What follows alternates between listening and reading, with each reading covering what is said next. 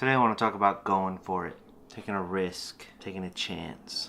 It's not always easy to make a difference in your life. For example, moving. Moving is not an easy thing to do. I mean, you're around your family already. You know everybody here. You know where everything is. You know how to get around. It's hard. Even to move one city over. Or worse yet, going from a somewhat easygoing, simple lifestyle in Oklahoma to a much more fast-paced, convoluted, dense lifestyle in New York. That's something I went through. I would say the first 2 months in New York were probably the worst. I was being uncomfortable about where I was and how I should look and how I should talk. It worked out, and I'm glad I did it because I learned a lot of things about myself, about other people, about life in New York.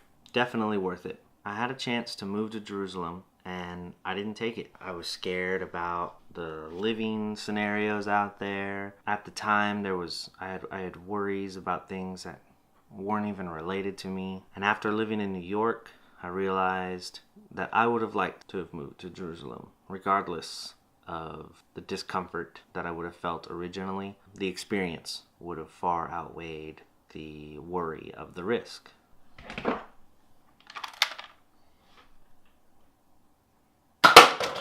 Now let's talk about another risk I made fairly recently. I walked into a bank one day to pull out some money to pay some rent. I never really went into the bank all that much before, maybe twice. And I walked up to the line and I saw two tellers, one of which had really bright colored hair. That's the teller I want. It'll be easy to pass conversation on with this person because I don't want to be here. I just need to get my money and I need to leave. I didn't get that teller. When I got up to the other teller, I was very nervous because she was very attractive. Made some kind of comment or joke about my job. I think she asked. I said something, I'm not exactly sure what it was, but I noticed that she blushed. And I thought, oh, I think this girl thinks I'm cute. Oh, cool. Then I was really nervous. There was this pause towards the end of our conversation where she handed me the money and I didn't know how to end it and she didn't end it, and I felt like, oh wait, she wants me to ask for her number or give her my number or something like that. And so I essentially panicked and ran off. Just immediately took off. Got back into my mother's car, told my mom about it, and she said, well, what was her name? Did you look her up or anything? And so I looked her up on Facebook, talking myself out of sending her a message. And my mother had said, who cares? Just do it. Just go for it.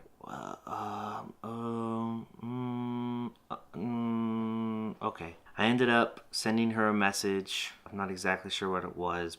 Hey, I know I don't know you, but I thought you were cute or interesting or something to that effect, and I'd like to get to know you. About 2 or 3 hours went by, which were probably at the time the longest 2 or 3 hours of my life, and I sent another message. Please don't think I'm creepy. I know I did a creepy thing. Don't worry, I won't be creepy. Which basically means I'm creepy. After sending that one, I basically decided that I'm never going to that Chase again and that I have to move now. Then she sent me another message back. That girl ended up being my current girlfriend, whom I could not be luckier to have. And so I took a risk.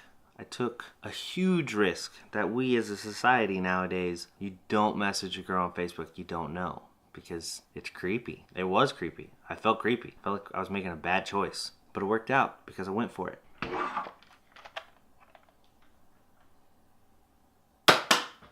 I understand that there's a worry out there that you're gonna get hurt or that you're not gonna know or that you're gonna put yourself in some kind of bad position. It's easy to sit there. It's easy to come home every day, turn on the TV, watch all of Parks and Rec, continue to order the food that you know that you like, stay home and play video games. It's easy to walk by that girl and never say anything to her. It's easy to sit around. It's easy to play dumb. It's easy to stay home. Time is gonna pass whether you fill it with something or not. And maybe that advice doesn't work for everyone, but it works for me. Now it's still a long road. I'm no way, shape, or form in the place that I would like to be. It's better because I did try. I did take that chance.